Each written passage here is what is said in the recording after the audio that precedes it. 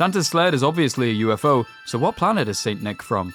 Is it actually a poltergeist, eating the mince pie and drinking the milk? Answers to these questions and more this Christmas on This Paranormal Live! Ho, ho, ho! Come in and know me better, man. Welcome! What? I think that's what the nice spirit says when visiting Scrooge. For sure, definitely seen that one.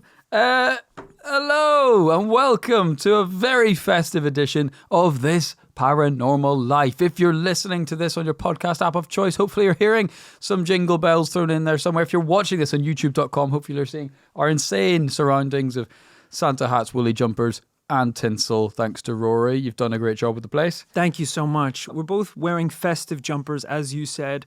Really not breaking the stereotypes of guys' Christmas jumpers.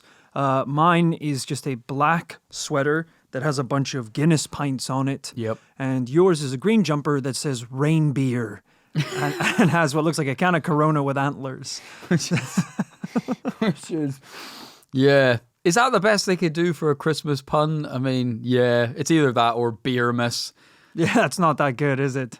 Yeah, okay, I'm going to workshop it mentally, but yes, as much as it pains me to put on this Christmas jumper, I do have to do it. I have to get into the festive spirit. You got to! You were listening to this hopefully deep in the month of December. This is coming out on the 19th, I believe. We are within punching distance of Christmas, and we couldn't be more excited. Here on This Paranormal Life, hey, we know that people are listening all around the world and are, of course, celebrating any number of different traditions and backgrounds at this point. We've just become, because where we happen to be, we do Christmas, so we have made a thing every year of doing a little bit of a Christmas celebration, except for 2020 and 2021. Don't know why we... Yeah, we were a little down in the dumps. I think the pandemic got to us because I look back and apparently we didn't really do anything for Christmas. But most years we do something for Christmas, whether that be investigating Krampus, investigating the dark side of Christmas. And this year is no different. It's nice to just do something different, isn't it? I think in the years that we missed it, I was still celebrating the season, having quite a few glasses of alcoholic eggnog. Hold the egg. Just nog. Just nog on the rocks. It's an interesting question you said at the start there about whether it's a poltergeist eating the milk and cookies that are left out for Santa Claus. Because I know this is the thing that's different depending on how you were raised, what your family did. Did you, as a child, leave out snacks and drinks for Santa Claus? Yes, as is customary, we would leave out a plate of... I think a mince... I understand cookies is done, but I think we did a mince pie. Yeah. A little glass of milk, and potentially a couple of carrots for reindeer and co. That's what I was going to say, because some people get Rudolph involved. They're feeding the whole crew. But I swear there was someone I spoke to who growing up was like, we left out whiskey for Santa. Okay.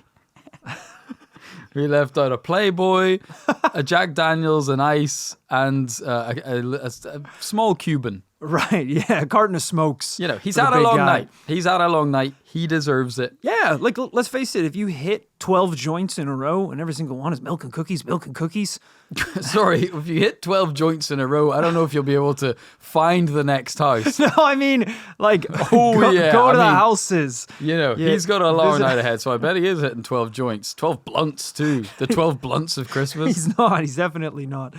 See, when we were growing up, it was one step further. Santa would leave a lot of physical evidence at the scene of the crime. Oh, really? It wasn't just nibbling the cookies and drinking the milk, but there would be footprints, like soot footprints coming from the chimney towards the tree. Wow. Yeah, we didn't have that. For us, it was the most I ever saw was just the nibble. Just the nibble, bit of crumbs. Okay. You know. I mean, I will say, when it comes to leaving evidence, the footprints are about as far as you want to get. If you're having to kind of scan the surfaces for blood and semen, that wasn't Santa. Right. Something else. Yeah. I know. I wonder, is there... Yeah, that's an investigation for another day. Is there ring cam footage of the big man? I don't know. know. And I mean, the other intro question, I think, is equally tantalizing. Where is he from? The North Pole. I don't know, man. We've studied a lot of UFOs. So a lot of UFOs. Like, I'm saying, I know he does a lot of good. I'm just saying, Where'd he get that sled, though? There's a lot of unanswered questions A lot of about interesting Santa. technology. Where is he from isn't one of them. I think they're pretty explicit. Okay, well, let's say he's from Earth. Let's just say, for sake of argument, he's from Earth. Sure. Sled isn't. Where'd he get the technology for the sled? I don't want to get bogged down this early in the episode. I don't want to, I don't want to suck any joy out of the day. Right. But I'm just saying, I think Bob Lazar would have a few things to say about the propulsion mechanism of that sled, is all I'm saying. It might have come from a New Mexico facility. Rory, are you excited for Christmas? We are mere days away. I can't wait. I genuinely can't wait. I'm feeling festive, and I'm ready to lean into the world of the paranormal, but the world of Christmas as well. Well, as you know, this is This Paranormal Life, a weekly comedy podcast where we bring you the most terrifying and true paranormal tales the world has to offer. Now, Christmas may be a time of festivity, peace, and goodwill among men, but that does not mean the paranormal does not abound. In fact, Christmas is home to some of the most ancient and insane paranormal tales. Like I say, some of which we've covered on the pod. Krampus, the legend of Cold Christmas Church, and a number of the legends we got into last year. Father Whipper. Because I was hoping Don't not to bring forget him up. him. Hans Trapp, the Christmas Scarecrow. Yeah, we heard too much about Hans very recently. After all, Christmas has its roots in ancient pagan festivals and beliefs. Long before the Bible, people celebrated the winter solstice, the passing over of the planets and moons that marked the beginning of winter and the beginning of longer days, the sun returning. Just like God's son returned to Earth. But y'all ain't ready for that conversation. It has I always wish my son would return my freaking phone calls.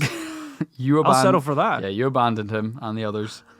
It's always been a time for reflection and prayer because it was believed that at this point in December, the veil between our world and the next became the most thin, the most porous, meaning spirits, ghosts, and creatures from the other side could walk the earth again.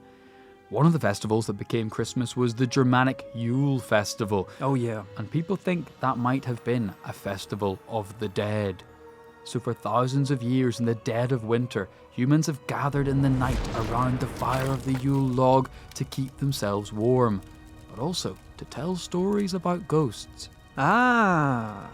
And it survived until pretty relatively modern times. You might think this sounds strange, but you listening will have heard of Charles Dickens' A Christmas Carol, or at the very least, The Muppets' Christmas Carol. Isn't it strange that the most famous Christmas story of all is a ghost story? Yeah. Let me tell you, the veil between the living and the dead was pretty thin that night because 3 of them got through.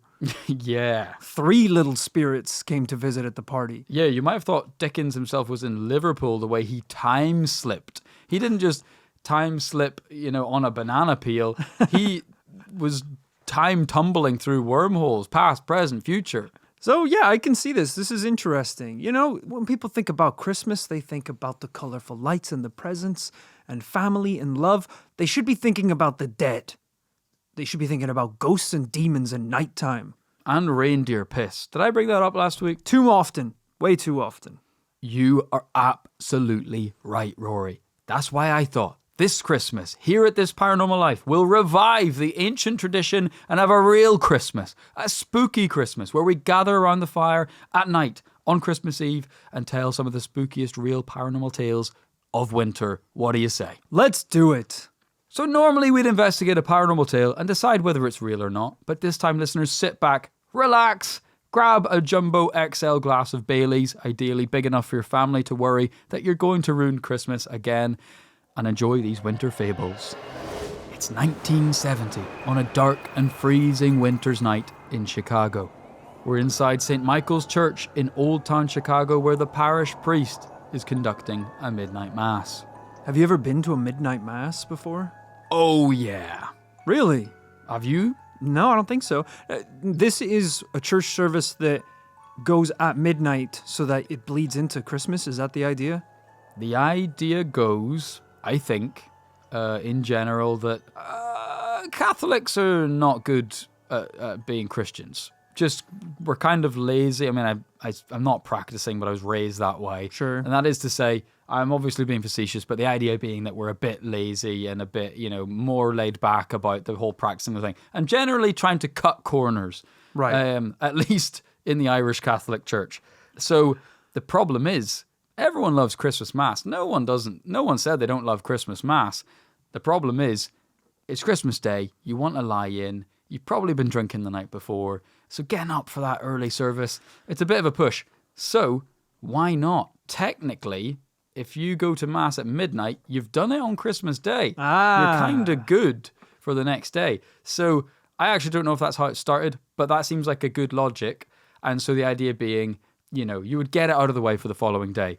And, if you want to get crazy, you could probably hit the pub a couple hours before the service, get a couple drinks in, and then, just stumble into the service, the Father, Son. As long as you're in at bless yourself. 11:59. Yeah. You just have to kind of pop your head in, hear the church bell ring out, and you're blessed for the year. I'm pretty sure that's how it works. And, maybe one of those pints of Guinness makes it under your wool coat on the way into and you're sitting at the back of the church just having a couple of cheeky sips.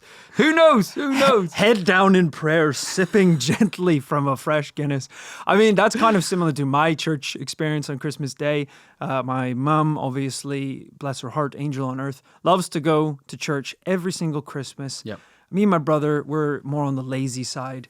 We've usually woken up just an hour earlier and have already started tucking into the Cadbury selection box that Santa left us as a present under the tree. Mm-hmm. So I'm not going to say that I'm eating chocolate bars during Christmas service, but you best believe I got a couple of Twix up my sleeve.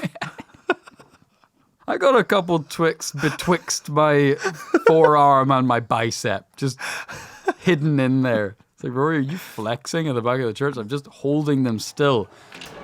The parishioners all shuffled into the church's creaking pews. The old timber looked worn and ancient, but few in the congregation had any idea just how lucky the walls of the church were to still be standing, let alone the wooden benches. You see, Rory, because almost exactly 100 years previously, in 1871, the Great Fire of Chicago roared through the city. Rumour and legend says that the fire originated in old O'Leary's hay barn, but wherever it started, it was far from the hay barn now. It decimated large parts of southwestern and central Chicago, but unfortunately, being the windy city, the wind carried the blaze north too. People spilled out into the streets, fleeing their homes, terrified they'd be caught in the blaze, trying to find shelter where they'd be safe. It's coming this way! Run! Leave your things! There's no time! And so people hid, terrified, inside the Catholic Church of St. Michael's on North Cleveland Street until it seemed inevitable that it too would be destroyed.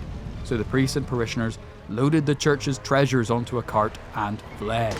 Quick, brothers and sisters, help me load treasure onto this cart for as long as possible, and then, if there's time at the end, run for your lives. And so they fled into the night, leaving everything to be destroyed. But when the smoke finally cleared and the ash settled, the residents of Chicago saw something unbelievable among the ruins. The Church of St. Michael's was completely untouched. I mean, of course, the outside looked like a fucking Whopper burger, double char grilled. Right. The inside and the structure were completely intact, and it was the only building still standing in the old town area. We've seen that kind of thing before, occasionally, haven't we? The idea of a building or a thing potentially being protected from disaster. That's why I say anytime any natural disaster is occurring in your proximity, you need to tie a priest to your back. Hang him from your neck like a charm. Because the man upstairs isn't going to hurt this guy. So you think there's a kind of force field that surrounds them? Like you could be in a biblical flood and a borderline Zorb ball would just appear around you, keeping you both dry. I'm going to be like, what are you going to do now, God? I'm next to the priest. A lightning bolt kills me immediately and lifts the priest up to safety. What are you going to do now? Hard cut to heaven. God's got an angel with a sniper and he's like, God, I got a clean shot. It's like, give the order and I take him out. He's like, take the shot. Shoots you in the head with a thunder, with a bolt of thunder. They're like, he's such a bad man, it's worth losing a couple priests to get him. Right. They do that shit in the gangster movies where they like shoot the priest through the leg to get you. He's like, oh, I understand though. You don't want to be the guy that arrives at the pearly gates with a gun to a priest's head, saying, "Let me in! Let me in! I'll blow his brains out!" It's like, they're not going to let you in. Taking You're for sure going to hell. A human shield. Yeah, that's when you got no cards left to play. I'm sure that's happened before, though. It's like a guy, in the queue at the pearly gates, which I assume is just immigration at the airport. Right. Checking your papers, checking the paperwork, asking you, your intentions. And there's definitely a guy up there who's like trying to blag it. He's lived a life of terrible sin, but he's trying to blag it. And then it's just once he sees that the interview's going south, the interviewer at the gate is like, we do seem to have a couple of sins here unrepented for. Did you clear those up before you died? Or and the guy just looks super shifty, just grabs someone, takes out a gun. All right, this. You guys are letting me in. You don't want to be the guy waiting in line to get into heaven who is basically like your friend at school who didn't study for the test. And you're all kind of filing in and he's like... Well, who's the main character in chapter 4 again? Guys, anyone? And you're grabbing all the other people, just being like, which one of the 10 commandments is the most important? Is that the murder one? Guys, I didn't study for this. I thought I had like 20 years left. Do you remember that moment, like having to let your boy down? You're just like, bro, I'm sorry, man. You're stressing me out, man. You didn't study. I don't know, man. I don't know what to tell you. Yeah, you have to cut him dude, off. run through the key motifs in The Great Gatsby with me real quick. It's like, dude, sorry. I don't know what to tell you, man. You walk off. I mean, I did disappoint him by saying I didn't study either. Right. So we're both going down. So maybe it was the building's survival that made these churchgoers feel so safe back in the present day. But that midnight mass in 1970 would contain more than they bargained for. The priest cleared his throat and all the parishioners took their seats. But right as the service began, the door behind them all swung open. There was a latecomer. This was no local. Shrouded in black hooded robes, face hidden, the tall figure entered silently and sat at the back. Now this was strange, but a church has to be open to all, so everyone tried to ignore it. Then later in the service, the communion rites began and everyone started to line up to receive the body of Christ. The mysterious figure at the back rose and joined the queue. It's only then, in close proximity, that the other churchgoers noticed the robed figure's raspy, grunting breaths. As the figure reached the altar, the priest was now inches away from this shadowy presence. Filled with adrenaline, he held up the communion wafer. At this point, the priest looked down and noticed, poking out from under the robes, were not shoes, but hooves! Okay, all right. The priest didn't panic, but probably did a small whimper. Maybe the wafer would protect him. But his mind raced. Was this a demon or the devil himself? Whatever it was, the creature didn't take the body of Christ, made one last goat-like grunt, and disappeared into thin air. That is what's written in the story. I don't know if they really disappeared into thin air. Maybe they ran away. That is an alarming encounter. Ooh, I knew this story seemed kind of familiar because I believe this was the story that you hosted when we were in Chicago at our world tour. That is exactly right. What a story. I could see why you brought it back. The idea of the devil showing up to a church service at Christmas. That's spooky stuff. I mean, I don't know why the priest was so nervous. He seems like the one person you wouldn't want to be nervous. Like if his whole message is like, hey, God is super strong. He is all powerful. He is all knowing. And then the devil shows up and he's like, oh, fuck. And you're like, what's Father, right? We're fine though, because because God's the strongest one. You're like, yeah. I'm just gonna. I think I left my car double parked, so I'm gonna head out. You guys are safe though. You guys are safe. And you're like, well, I think you said we were safe. Yeah, he should be the one that's not worried about it. I don't know, man. I think if he's in the church, I think the protections didn't work. Right, I think the priest would be hoping that if the devil was in Chicago, he'd be kind of like looking through the stained glass, maybe smoking a cigarette, but ultimately frustrated he can't get inside. Right, I see. No, if anything, this kind of feels like a mafioso moment where the devil leans into the priest's ear and is like, you're not safe. You know, no one could keep you safe. You keep this shit up, you'll be hearing from me and my boys again. Now, this is something we haven't seen before in an episode of this podcast. You're saying this wasn't a demon. This was supposed to be the devil himself, taking human-esque form. That is exactly right. We've heard of the devil showing up at a couple of places, allegedly. We have the Hellfire Club in Dublin, where the devil allegedly showed up, I think just before the place burned down. We have the Cavern Club in Liverpool. We covered that very recently, where the devil, I believe it was the devil, showed up for a seance. Oh, that's right, yeah. But it is infrequent, actually, for how much of a kind of, fiction trope that could be. It doesn't happen that often. Right. Now, this is by far the most dramatic incident to be reported from St. Michael's, but it is rumoured that every so often, on a bitterly cold winter's night, a hooded figure would appear again from time to time, remaining hidden in the shadows at the back of the church. Well, some think it may be to do with the name of the church, or at least the person it's named after, St. Michael, because the Bible describes Michael as an archangel, a spiritual warrior in the battle of good versus evil. And in the book of Revelations, Michael is depicted holding a sword, fighting Satan in hand-to-hand combat. Damn! This church even has a statue of him holding that sword. Is it possible Satan has beef with Michael? That's why he comes here. Right, this is why he keeps coming back. He's a sore loser, essentially. Well, Rory, we may never know. It's only one of many Christmas fables. I think that is a perfect place to start our journey today, because this just goes to show that even in the supposed safety and familiarity and tradition of a winter's church service in Chicago in modern times, Right. you're not safe from the paranormal. Because not only did the devil himself show up that night, but allegedly on nights since, creepy demons or other things have shown up in that church.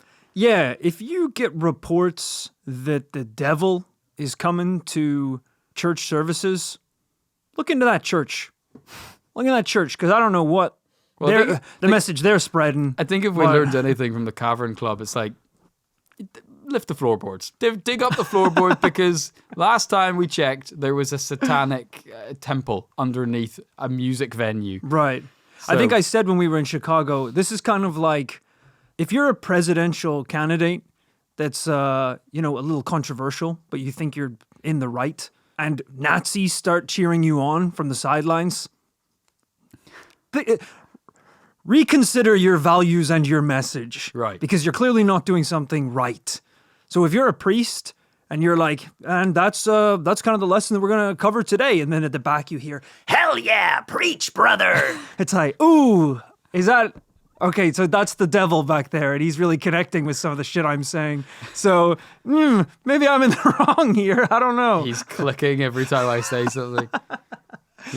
Priest is like flipping the book back and forth. It's like, am I still reading the damn Bible? At least keep an eye on the ratio. What's your demon to human ratio? But this is, as I say, it's really pushing the limits of the kind of founding principles of the church that all should be welcome. Yeah. Is the devil welcome? It's a good question. That sounds like an intro question. What if if podcast? If he's at the back of the room in a trench coat, top hat, sunglasses, and he's like, yeah, I'm just a dude who lives in Chicago, just trying to keep an open mind. I'm gonna be honest with you, in a pretty dark place in my life. I've actually been in a dark place ever since I've been born, about 16,000 years ago. Okay, I think that's when you're not welcome in the church anymore. Because you should have passed on and been judged by now. I'm just trying to find community, But needless to say, even if this had happened in one of our childhood church services we attended, Rory, we wouldn't have caught it. We would have been too busy drinking from a hip flask or trying to eat a Twix stuffed up our sleeves. I can also think of several individuals that match the description and voice of the devil in today's story who live in our hometown. Right. We're not talking about Steve-O from Jackass. Now, Rory, we have more Christmas fables ahead. But in the spirit of talking about some of these traditions of whether it's going to the church service on midnight or if that's on the day with the celebration box firmly cracked open, it's got me wondering, what else makes up the Powers household family Christmas. What is the routine going like on Christmas Day? On Christmas Day, I actually have more traditions on Christmas Eve. Okay, well, preach. You wrap up your presents on Christmas Eve, because I'm always very late to it. There's nothing under that tree before then. Right. Then you got to put them under. We usually then go to our neighbors, the Dooleys' Christmas Eve party. We've been going there for about 20 years now. The eggnog is flowing. The Pikachu branded N64 makes an appearance.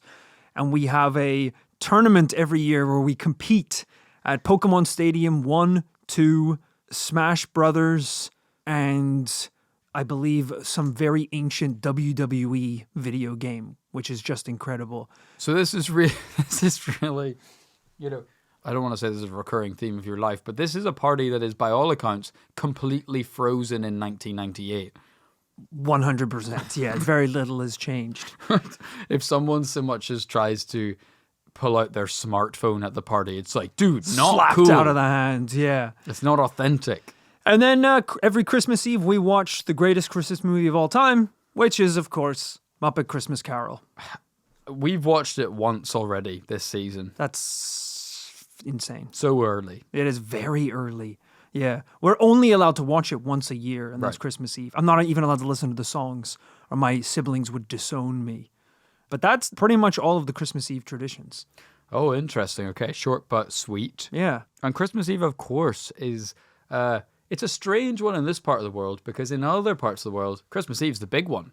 I mean, they don't call it Christmas Eve, but just the 24th of December is the big one. Yeah. When they do the presents and so on, and the big feast, and then, their 25th is a bit more of like what our Boxing Day is. So it always surprises me, the kind of different traditions around the world. There's places in Europe where, I think we've covered it before, but the presents turn up in your shoe and stuff like that. Very unorthodox. Unless your Christmas present is a sock, shouldn't be turning up in your shoe.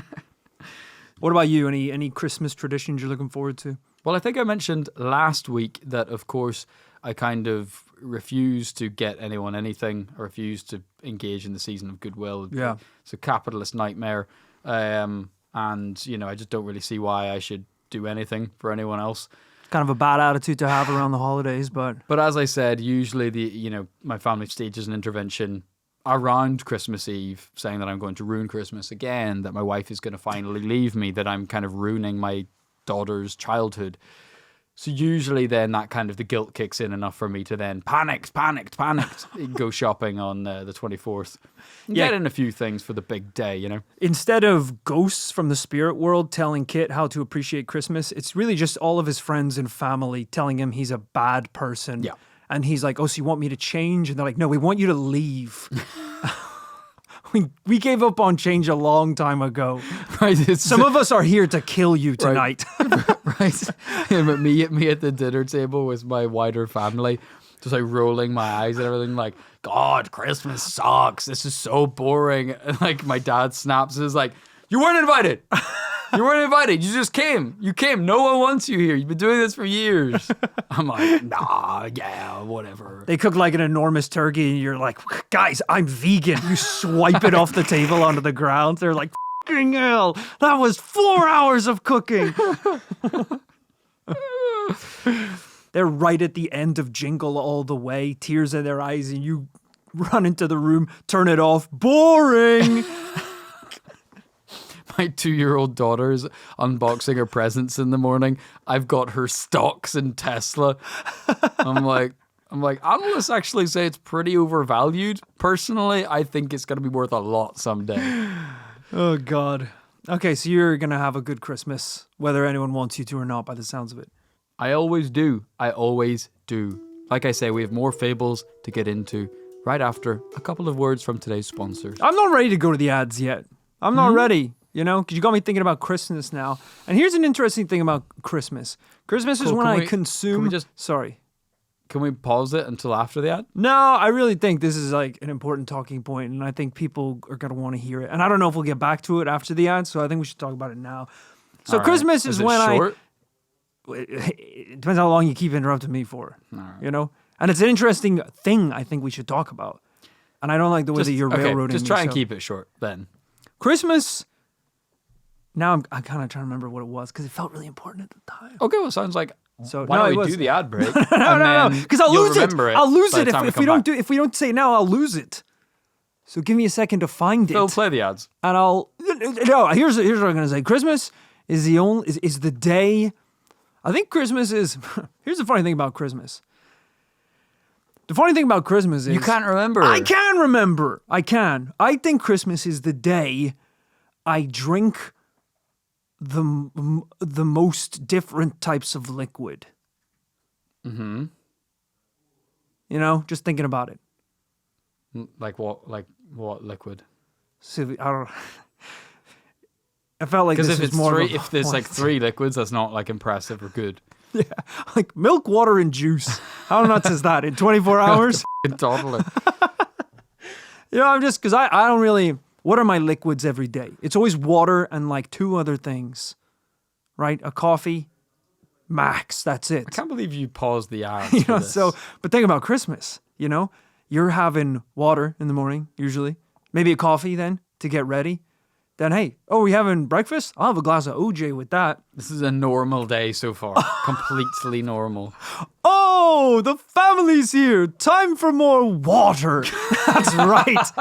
Back to where we started before Christmas because you don't want to start too early, but you're going to want to follow that up with a hard juice. A little do you know, Uncle Eric has brought the Christmas water. Oh yeah, and he's been brewing it all year. So what is this Christmas water? day? It's Christmas water is kind of a f***ed up mix of water and OJ. Oh, jeez. Because I can't have straight OJ. It's too strong for me. The up thing is, do you ever drink Bucks Fizz on Christmas Day? I've been known to drink Bucks Fizz, Which is juice. It's juice and sparkling Prosecco wine. or champagne. Yeah. I'm not done yet, so watch it. Then Christmas comes around, the meal, right? You have some Schlur, perhaps, maybe a glass of red wine. Boom, we're up to 5 liquids. Gravy, basically juice. gravy, liquid not beef, a drink. liquid beef. I said liquids. I didn't say I was drinking you it. Eat it. You don't drink it. You gobble it. You know, that counts. I think that's 6 liquids we're up to now. Then afterwards, maybe you want to go for that little dessert drink. You have your Baileys. Mm-hmm. And then possibly towards the end of the night, your Proseccos to kind of celebrate and toast together. We're up to 8 liquids in 24 hours.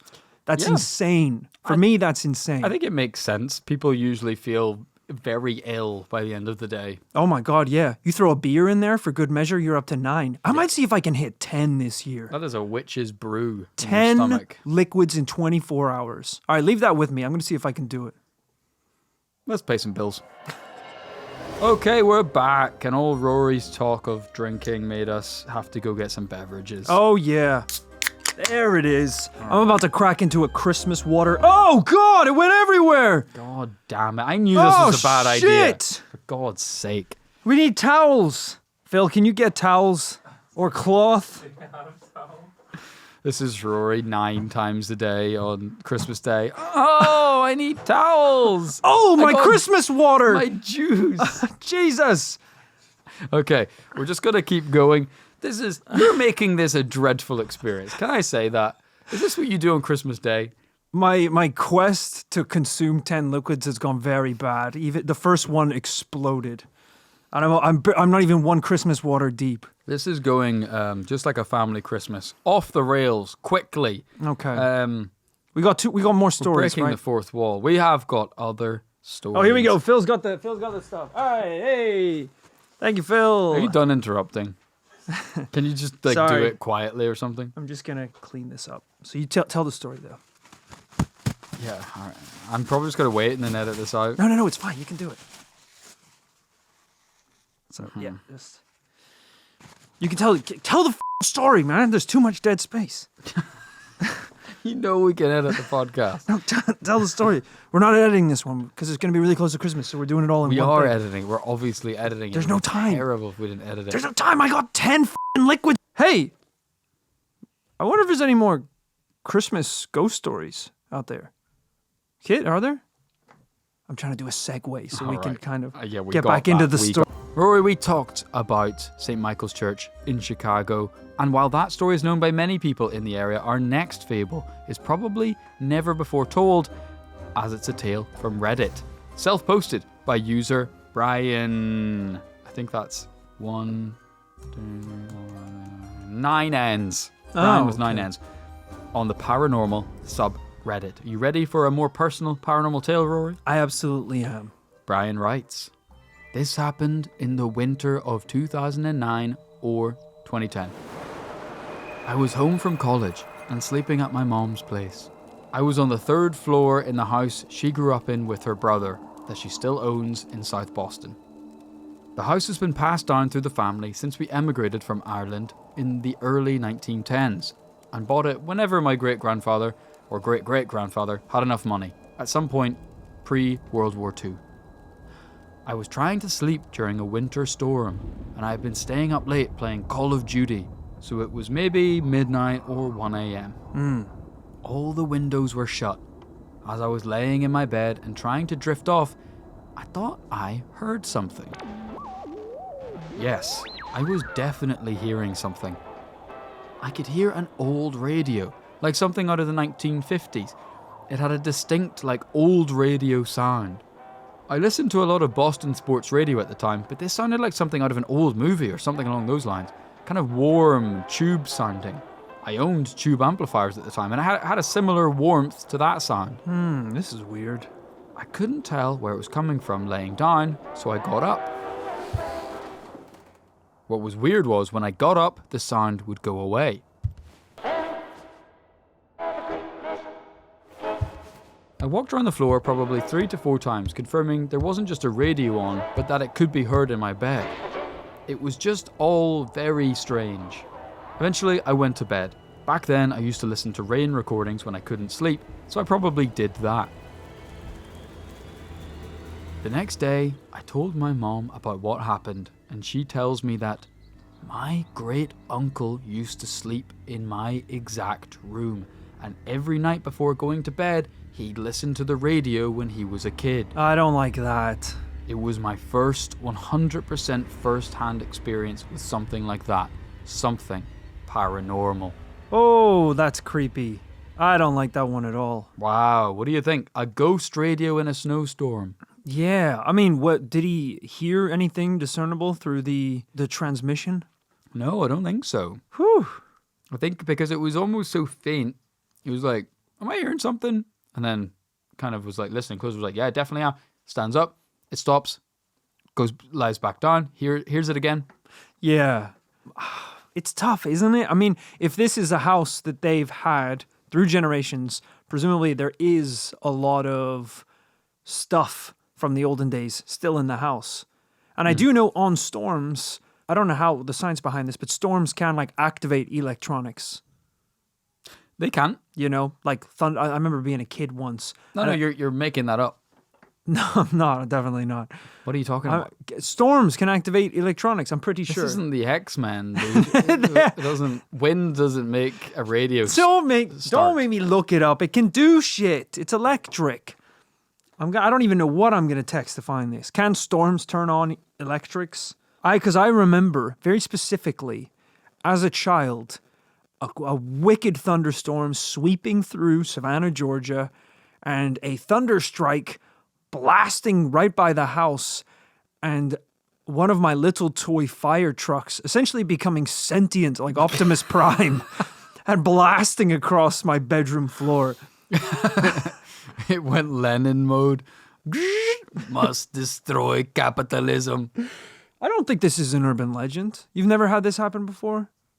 No, of course not. Also, this was like a blizzardy storm, not like we didn't say We there was said like storm. thunder crashing. You said storm. I can't hear the sound effects. They're added in post. I don't know what the f***'s going on. There could be thunder crashes. There's nothing here that you're gonna wanna. Yeah. I knew it. I knew it. Your toy just went off at the same time. That's not a thing. Lightning near your house can cause voltage spikes in the ground, affecting the grounding wasn't system. plugged in. Wasn't plugged into the wall. It's not a kettle. You know, The jury's still out on that one. The jury has decided. Whether or not your toys can come to life during certain storms. What What happened to Buzz and Woody? The jury called this one an open shut case. All right, that might not be a good reason as to why he heard an old-timey radio, but there could have been an old-timey radio playing that he hears through the walls. I will say this one got me very interested in the idea of spirits of Christmas, ones that come out on the solstice to mingle with the living, like I said earlier, because the veil between the living and the dead is that much thinner. Is it a coincidence that he's maybe lived in this house for some time? But it's at this winter period that he then hears, potentially, the ghost of his great uncle. Thankfully, this one was a kind spirit, or at least a neutral spirit, but not all of them are. Uh-oh. Another user, deadhead_00, posted a more disturbing story. So, I'm posting this here to see if anyone else has had a similar experience, because my research into what's happening hasn't really left me with anything.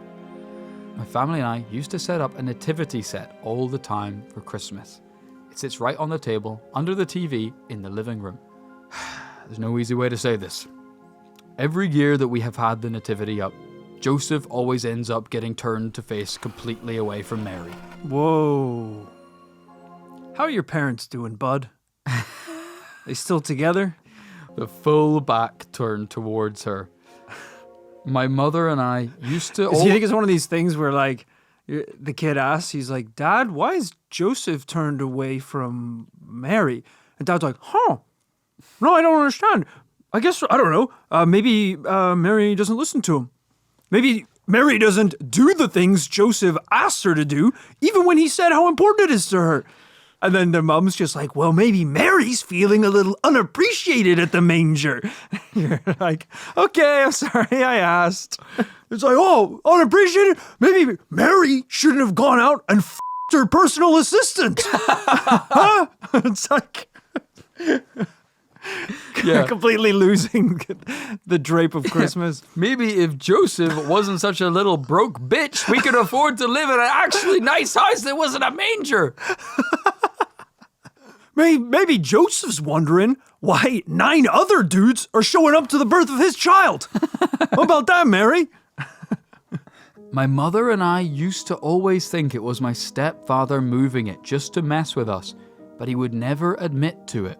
Now, for the past 2 or 3 years, however, we for some reason just never got around to setting it up for the holidays. Well, this year, I was cleaning out the basement and I came across it and decided to set it up in our living room again. I completely forgot that Joseph used to be moved pretty much every night. That is, until about a week or so ago. I was heading to bed and I happened to look over to see that Joseph had been turned completely away from Mary. Whoa. My stepfather no longer lives in the house, so it obviously could not be him. I know it's something small and obviously not something that's causing actual harm, but it does kind of sketch me out.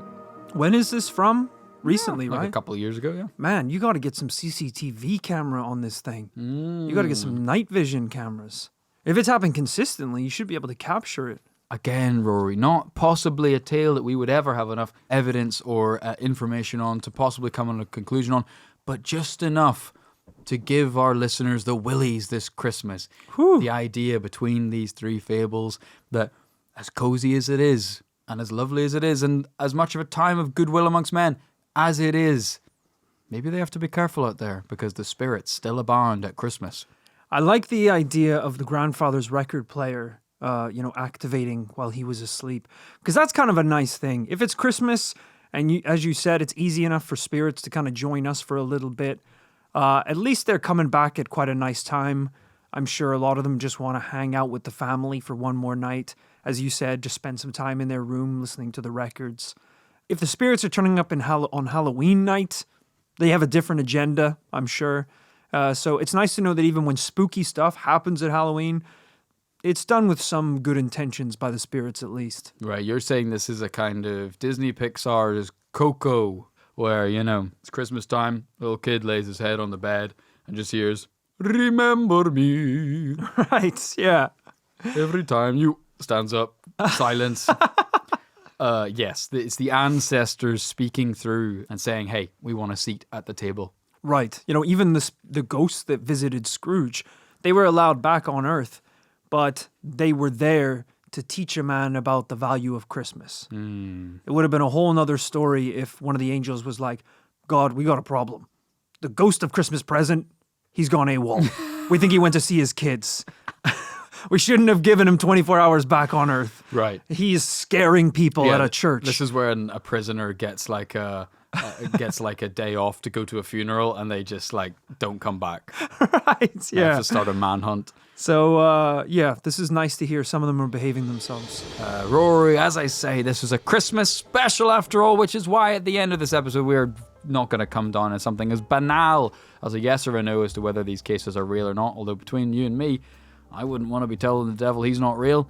We just wanted to tell some Christmas stories to celebrate with you guys and continue to bring you paranormal tales all through the festive season. Absolutely, and I hope that everyone is having a lovely time celebrating. And if you're thinking about doing Rory Powers' 10 liquid challenge on Christmas Day, then there's no better way to fulfill one of your quota with a nice, delicious, refreshing box of Christmas juice. No, absolutely not. Christmas juice, also known as Christmas water. You can pick it up. It's available in all stores now. Christmas water by Rory Powers. It's not quite juice. It's not quite water. So check it out. Check it out. All of you, go check it out. I actually tried to fob my daughter off with Christmas juice the other day. She wanted some juice. There was only a dribble of it left, so I mixed it with a bit of water. She was not having it. As you say, Roy, we hope that everyone listening has a fantastic holiday period, wherever they are in the world, whatever they're celebrating. Hopefully, they're at least getting a little bit of time with family, with loved ones, having a good time this winter, staying inside, staying cozy, or summer if you're in the southern hemisphere.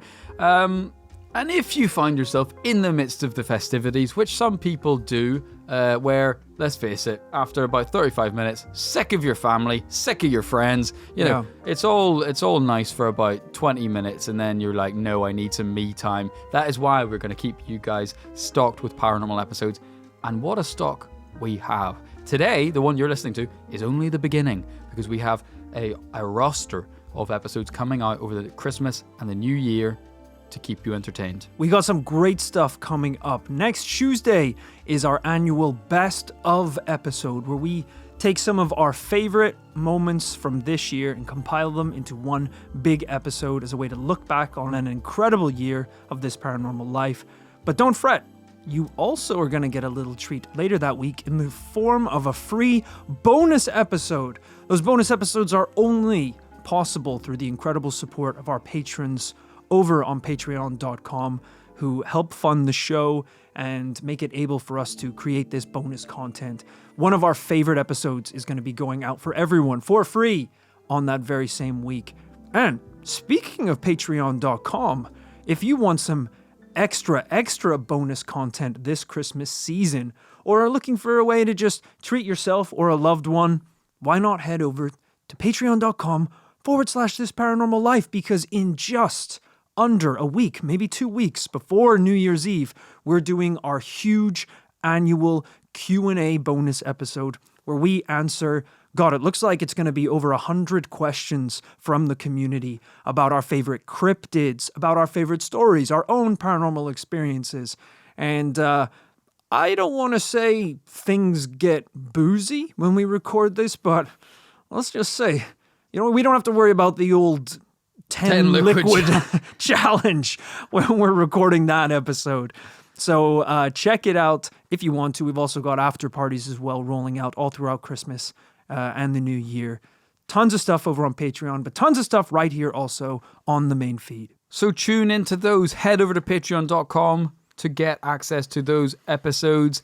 Head over to youtube.com to see the video here of our slightly festive themed studio. We're going to be bringing you videos all through the festive season as well. And of course, follow us on the usual places to see some of the best bits cut out every week on TikTok, on Instagram, and so on. Rory, I think it's about time we let these good people go on into the night to have their own Christmas carol wonderful time. Absolutely. And get we will see wild, get wonderful, eat, drink, and be merry. And we will see you next week on the other side of Christmas for that best of episode. In the meantime, Merry Christmas! Merry Christmas!